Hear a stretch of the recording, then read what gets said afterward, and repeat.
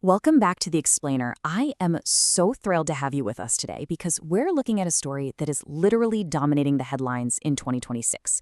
If you've been following the news even a little bit lately, you know there is just a massive amount of chatter surrounding the launch of this newly rebranded political party called Bersama.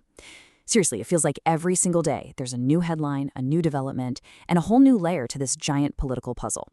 So today, we're going to break it all down. We're going to look strictly at the data, the facts, and try to understand exactly what this new movement really represents.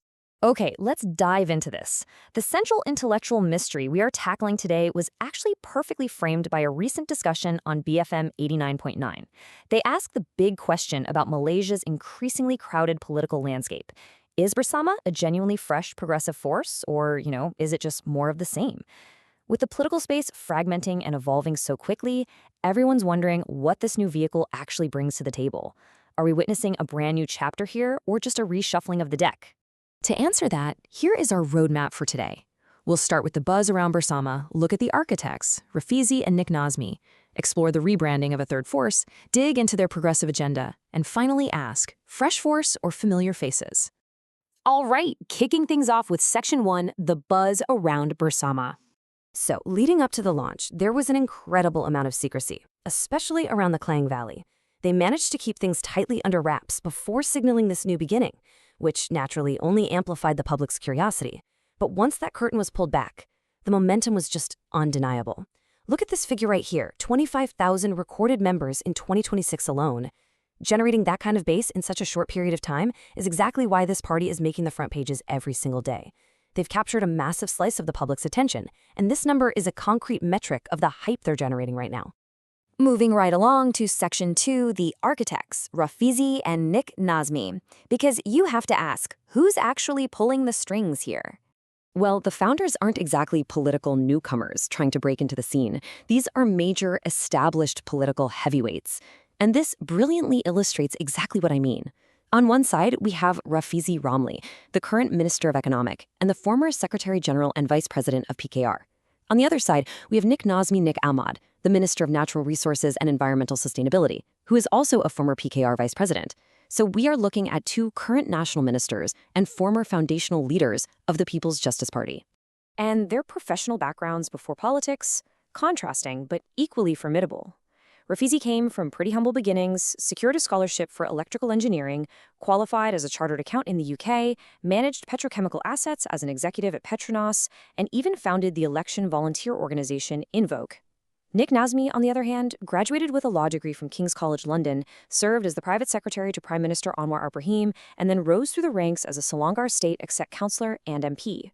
When you understand these deep roots, their departure from PKR to form Bersama is an absolute seismic shift in the political landscape. Which brings us to Section 3, rebranding a third force.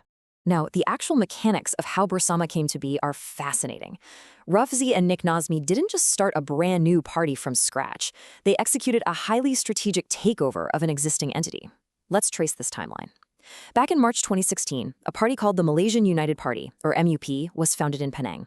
It started as a small, Chinese-majority civil society group helmed by a business owner named Tan Gin Thiam, basically aimed at providing checks and balances.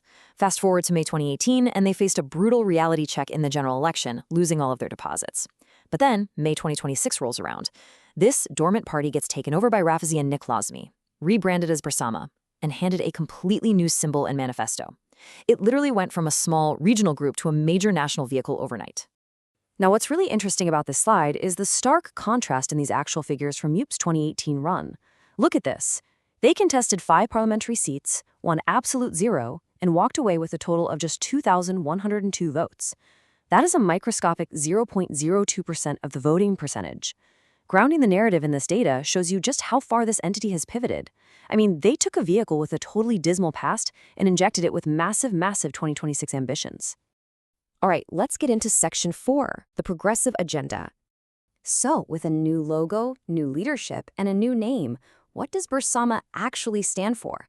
Let's impartially break down their official platform here. Officially, Bersama is positioning itself as a multicultural alternative in Malaysia.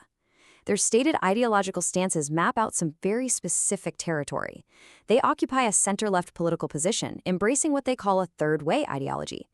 They define themselves as progressive and reformist, rooted firmly in the concepts of social liberalism and liberal democracy. But how does that ideology actually translate into real policy? Well, at their launch, they announced a specific 12-point agenda.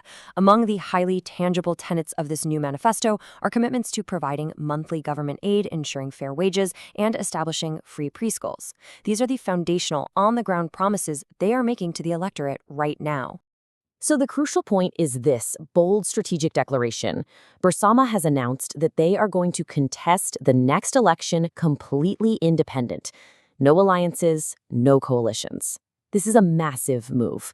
By refusing to join established blocs, they're attempting to truly stand apart and act as an uncompromising third force in the country's politics. And finally, Section 5, fresh force or familiar faces. Having looked at their unique origins, their powerful founders, that strategic takeover we just discussed, and their fiercely independent manifesto, I want to leave you with this provocative thought. It brings us right back to the question all the political observers are asking right now.